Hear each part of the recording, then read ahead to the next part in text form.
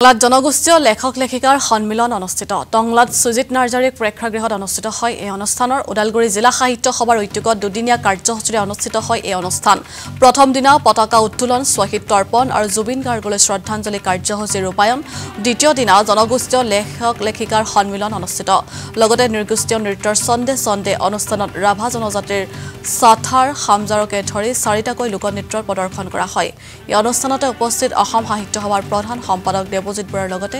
আন কেইবাগৰাকী বিশিষ্ট লেখক